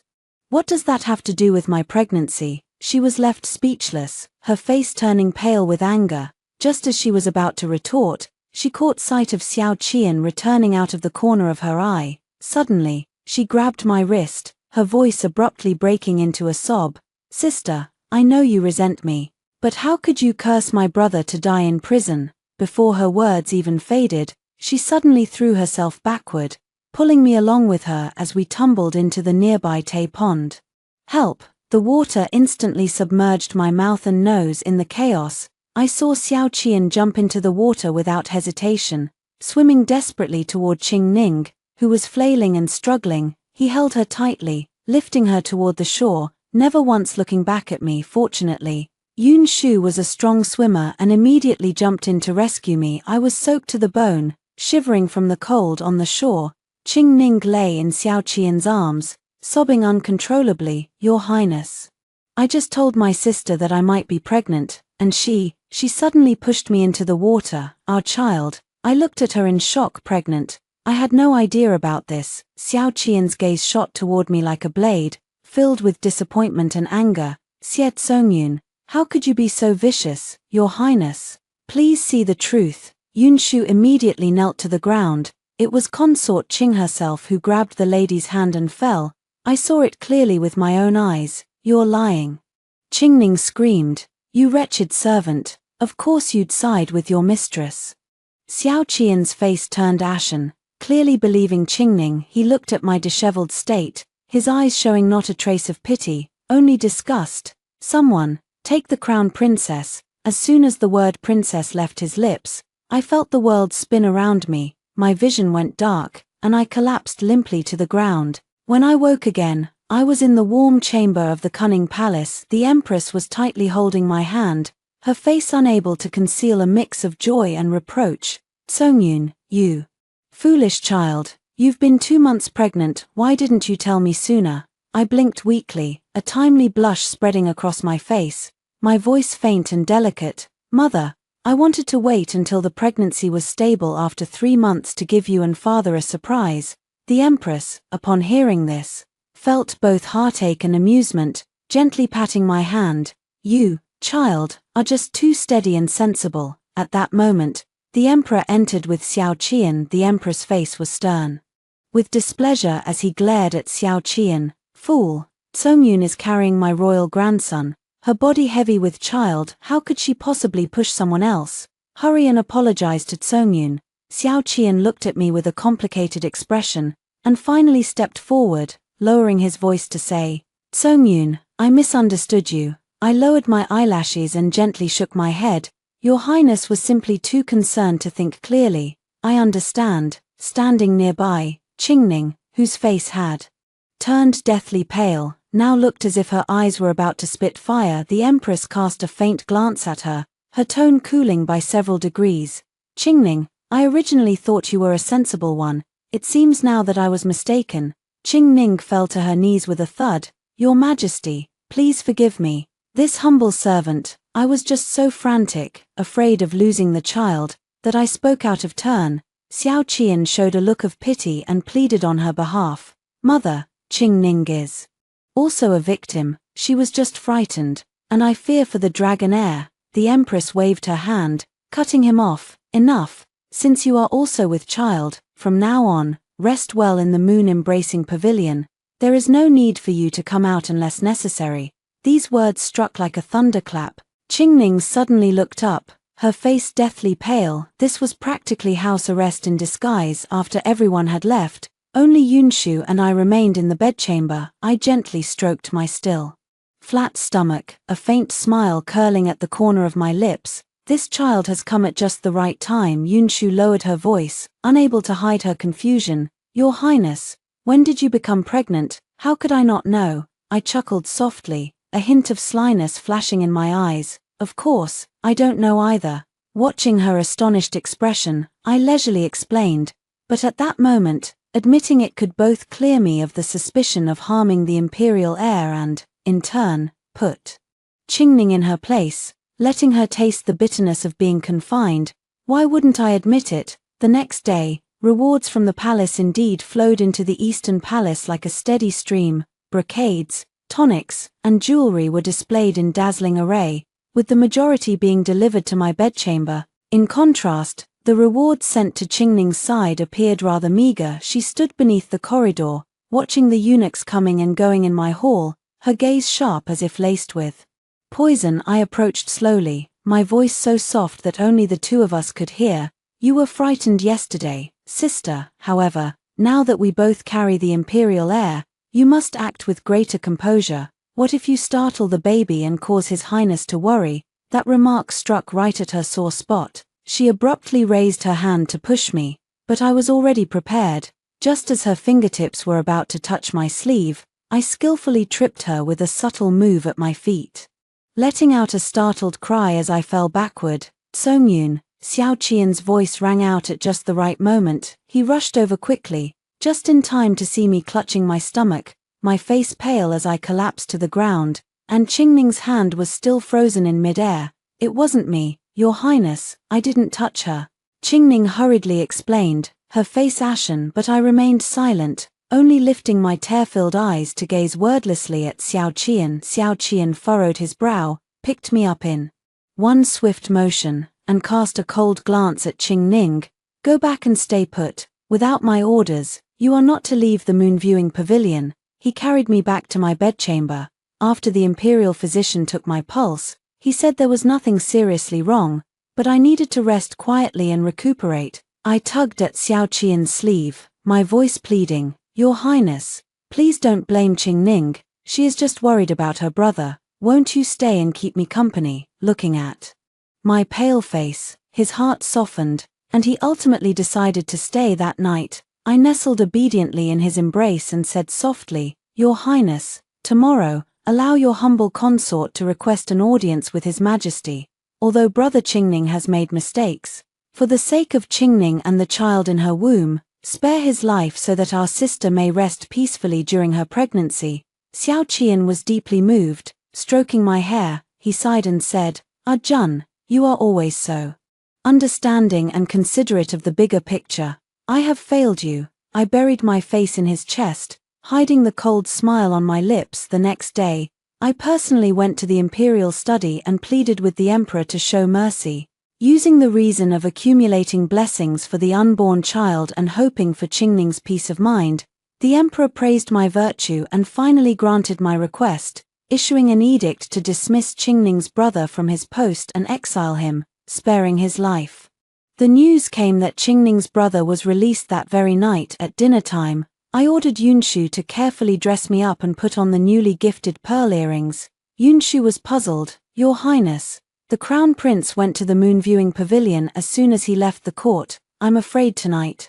I smiled at the bronze mirror. He will come, sure enough. As the hour approached midnight, the door to the bedchamber was gently pushed open. An embrace, carrying the chill of the night dew, enveloped me from behind.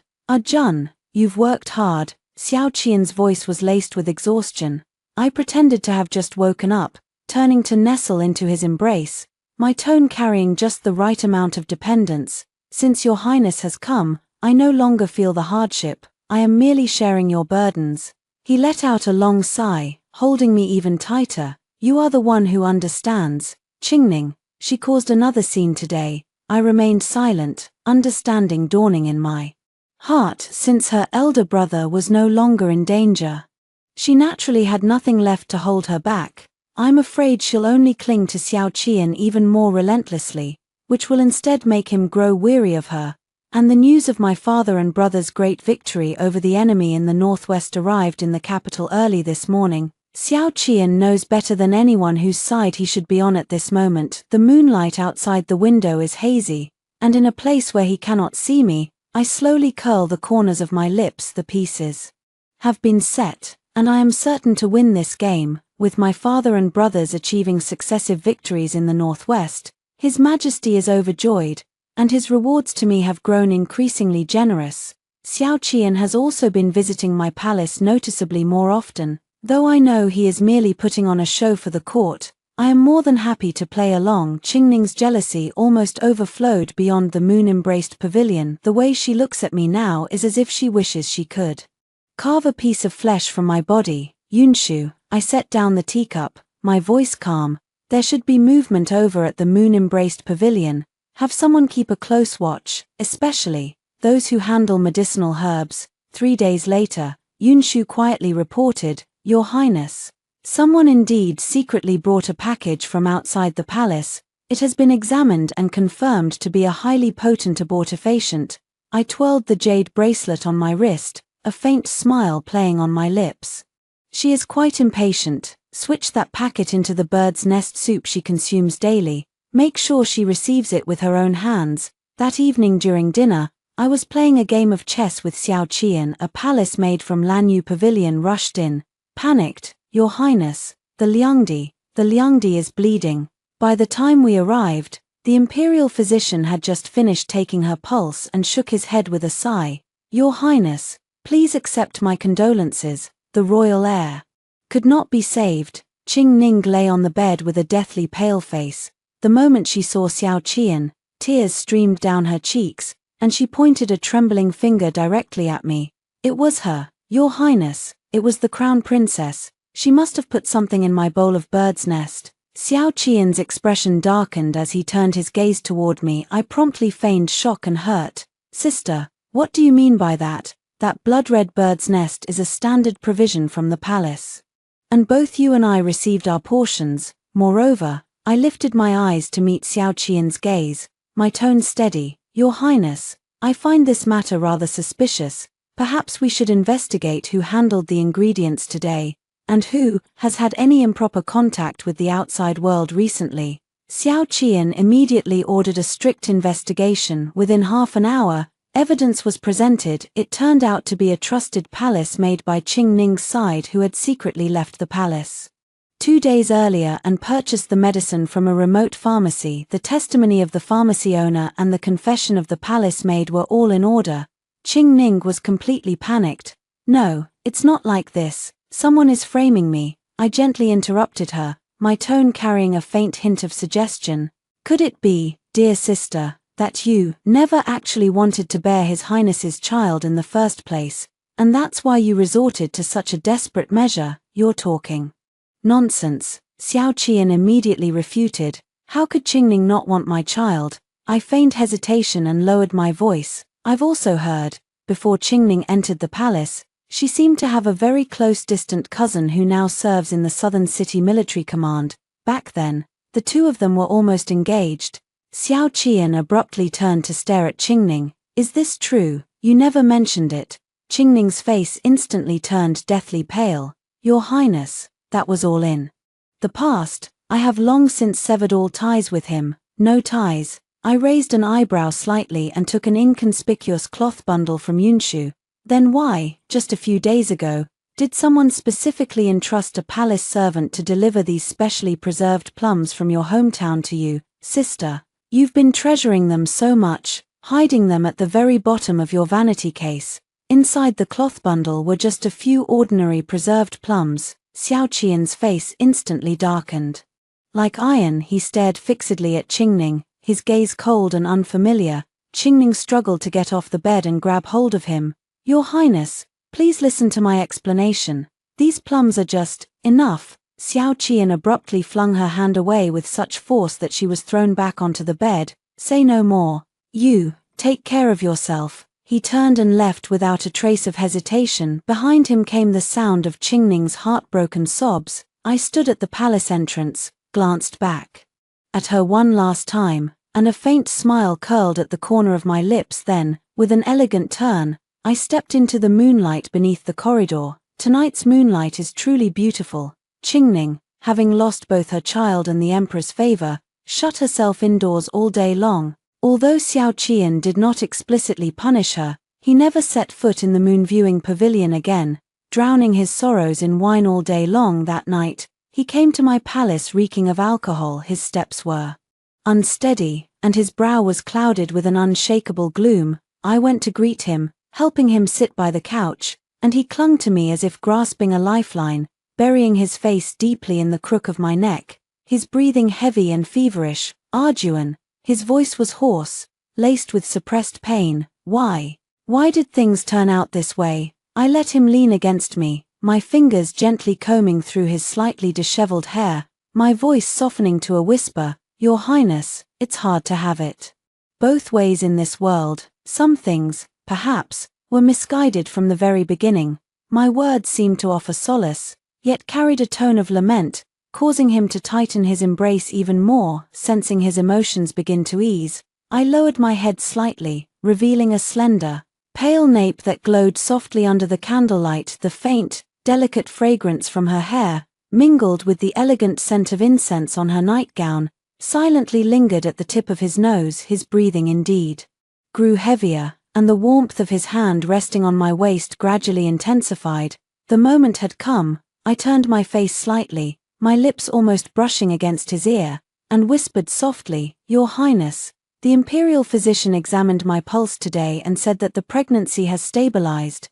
It has been 3 full months now." I paused, feeling the sudden tension in his body, then continued in a shy, trembling voice, "If Your Highness wishes, I can." He stiffened slightly, looked up at me, his eyes hazy with drink, yet swirling with complex emotions, eventually overshadowed by a heavy desire. His Adam's apple bobbed violently, and he finally leaned down, laying me gently upon the brocade quilt. Candlelight flickered red, the spring night's canopy warm. He was more gentle and restrained than ever before, his sweat dripping onto the side of my neck, carrying a scorching heat. The next day, he stayed for breakfast, a subtle hint of dependence now lingering in his expression. Just as he was serving me a dish, a faint commotion could be heard outside the door. Looking up, I saw Qingning standing there timidly, dressed in an extremely plain moon-white ruchuan, wearing no makeup, her dark hair adorned only with a simple silver hairpin. My heart skipped a beat, since she entered the Eastern Palace. When had she ever worn such plain colors? When something goes against the norm, there must be a hidden reason. Your Highness, her voice choked, her eyes instantly reddening. Last night, I dreamed of the first time we met in the Imperial Garden. You said you loved me most in this dress, like a magnolia under the moonlight. Xiao Qian's hand, holding the chopsticks, paused. His gaze fell upon her, clearly softening. Seeing this, Qingning let a tear fall perfectly. It is my misfortune that I could not protect your Highness's child. I dare not ask for your forgiveness. I only beg of you to take care of yourself and not harm your health with more drinking. Every word struck right at the softest spot in Xiao Qian's heart. He remained silent for a moment, then finally set down his chopsticks, stood up, walked over to her, and gently pulled her into his embrace. Let's not bring up the past anymore.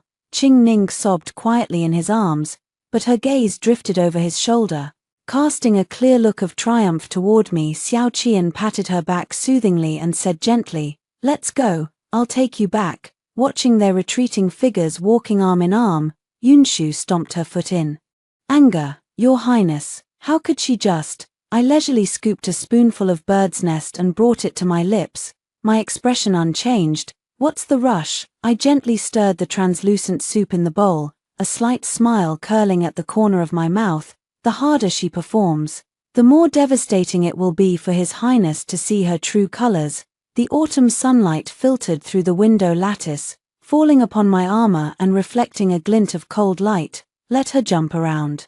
For a few more days slipped by like flowing water, and my belly had swelled high. With the due date drawing near, it happened to be the Lantern Festival Palace banquet, and out of consideration, the Emperor and Empress granted Xiao Qian and me permission to leave early. The carriage moved steadily along the palace road. Xiao Qian sat in the main seat with his eyes closed, resting his mind, while Qingning sat opposite him. Her gaze occasionally drifted toward my belly, carrying a barely concealed complexity of emotions. The atmosphere inside the carriage was delicate. I gently stroked my belly, feeling the occasional movements of the child within, then looked up at Qingning, a gentle smile spreading across my lips. "Little Lime, would you like to come over and feel? This little one has been quite lively lately, often kicking me." Without waiting for her response, I took her hand and gently pressed it against my rounded belly. The moment our palms touched, she jerked back as if scalded. "Now is the time." Following the force of her pulling her hand away, I let out a startled cry and fell backward, hitting the carriage wall heavily. I immediately clutched my stomach, my face instantly turning deathly pale. My pained cry was full of misery and helplessness. "Ah, my stomach, Your Highness. Save our child." Xiao Qian was jolted awake. Seeing this, his pupils contracted sharply, and he immediately rushed forward, holding me tightly in his arms. His voice was strained with panic. "Songyun, don't be afraid, I'm here, Your Highness. Please, don't blame Qingning, my sister." I leaned weakly in his embrace, my breath faint, tears streaming down my face. "She surely didn't mean to." Qingning was completely flustered, waving her hands repeatedly. "I didn't, Your Highness, I truly didn't push her. She did it herself." "Enough," Xiao Qian interrupted her sharply, his eyes filled with disappointment and anger. "Qingning, you have let me down so deeply. Songyun is pregnant and has been pleading for your brother's sake everywhere, yet you, driven by personal resentment, would harm her like this. When did you become so unrecognizable?" After roaring these words, his chest heaved violently. He closed his eyes briefly, as if unwilling to look at her any longer. "Your Highness, it hurts so much. The baby." I let out a timely, more agonizing moan, and a glaringly bright stain of blood seeped through my skirt. Xiao Qian stared at the crimson staining his palm. His face turning deathly pale, he roared toward the outside of the carriage. "Faster, go faster, back to the Eastern Palace." The carriage raced through the night. As soon as we returned to the Eastern Palace, Xiao Qian immediately scooped me up and rushed toward the already prepared birthing room. For the first time, completely ignoring Qingning's cries behind him in the delivery room, the effects of the labor-inducing medicine had fully taken hold. The intense, wave-like contractions surged over me, nearly swallowing me whole. Sweat and tears soaked the hair at my temples. I bit my lip hard, enduring the torment I had long anticipated but still found unbearable. Your Highness, I fear I may not make it. My voice was as faint as a thread, carrying through the screen to the outside. Songyun, don't say such nonsense, you will be fine. Xiao Qian's voice held a panic I had never heard before. Don't worry, Your Highness, childbirth always takes some time, Qingning also advised from outside the room. She's not some village woman from your hometown. Xiao Qian suddenly interrupted her, his voice hoarse. She's been in pain for so long, she shouldn't have had to suffer like this. And whose fault is it? Hearing the guilt and heartache in his words, I knew the timing was just right. Husband, Arjuan, I'm afraid I won't make it. I used all my strength to let out my final lament. Then, with her eyes closed, she collapsed weakly onto the delivery bed, her arms hanging limply. Songyun, Xiao Qian could no longer care about taboos and rushed into the delivery room, tightly grasping her cold hand. His voice trembled as he pleaded, "Wake up, I won't allow anything to happen to you. I want you to live, please.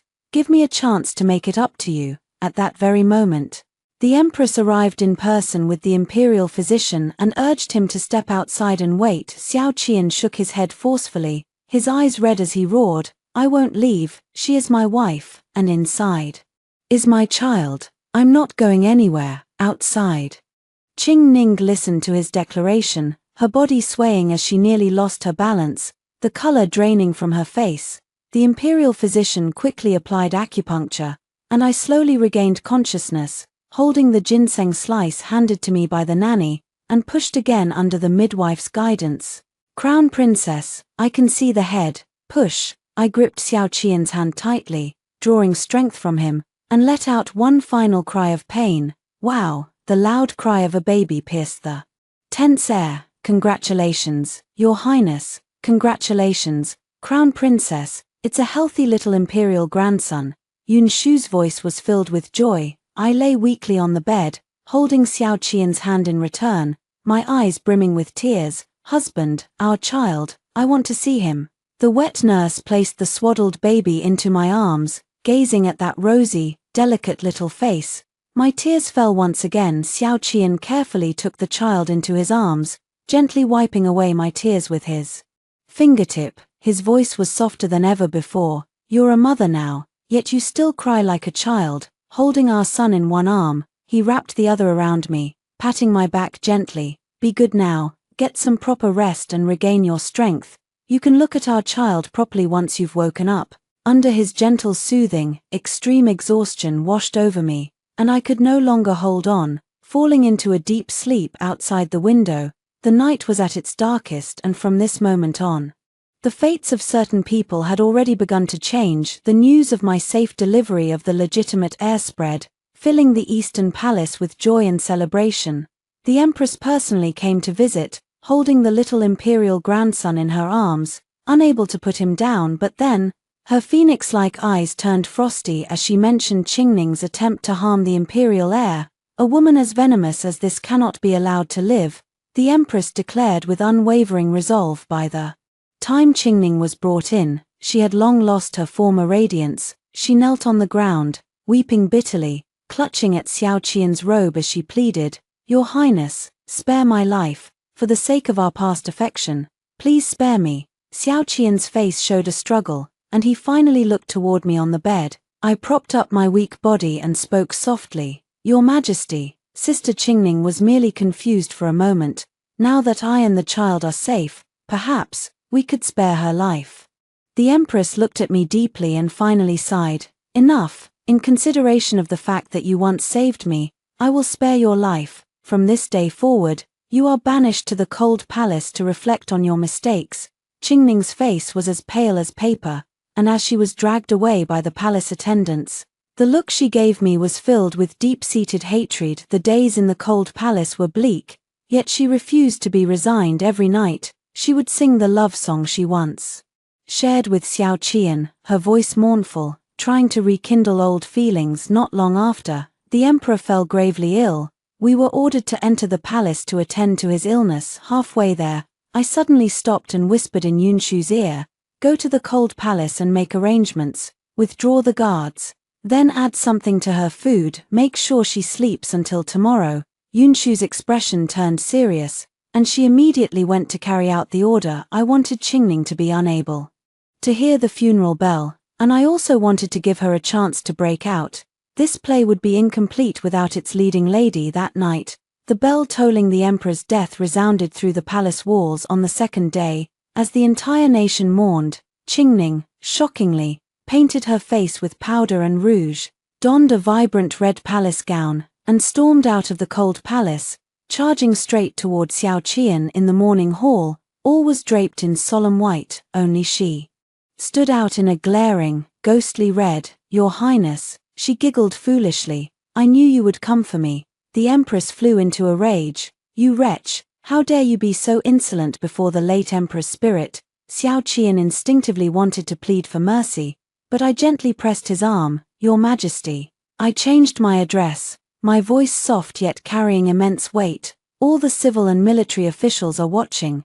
You are about to ascend the throne. You must not let personal feelings interfere with public duty. He stiffened, watching Qingning's frenzied state, then swept his gaze over the skeptical eyes of the surrounding ministers, his own eyes gradually turning cold. Guards, he stepped forward, his voice heavy with sorrow yet resolute. Take this madwoman away and beat her to death. Qingning's smile froze on her face, her eyes widening in disbelief. Your Highness, you can't do this to me. You said you would always. The sound of the wooden board falling drowned out her cries. In the end, everything fell into silence. Xiao Qian did not look back and continued to preside over the funeral rites. I knew that in his heart, the lingering affection for Qingning had long since dissipated in the face of power. The new emperor ascended the throne, I was infeft as empress, and our son naturally became the crown prince. I took the initiative to select concubines for him, specifically seeking out many women who bore some resemblance to Qingning, whether in their eyes and brows, their demeanor, or their singing voices. At first, he found it novel, but as time passed, even he could no longer remember exactly what Qingning looked like. The court affairs were busy, and the harem was filled with a chorus of beauties. In just 10 years, Xiao Qian, barely past 40, was already running out of energy. The crown prince turned 15 and began overseeing state affairs. I governed from behind the curtain, managing both the imperial court and the inner palace with perfect order. Another harsh winter came, and Xiao Qian fell gravely ill before passing away. As the funeral bells tolled, I sat in the Phoenix Palace, gazing at my still dignified reflection in the bronze mirror. Your Majesty, it is time to change your attire, Yunshu said softly. I rose slowly, allowing the palace attendants to dress me in the Empress Dowager's ceremonial robes. The reflection in the mirror was dignified and noble, a mother to the nation. Throughout this journey, I have never sought anyone's genuine heart. What I want has always been clear from the very beginning, to stand at the pinnacle of power and protect the family's honor. Now, everything is just right. After hearing the stories above, what are your thoughts? Feel free to share your opinions in the comments section. Looking forward to hearing from you. If you liked this story, don't forget to like it, share it, and subscribe to my channel. See you next time.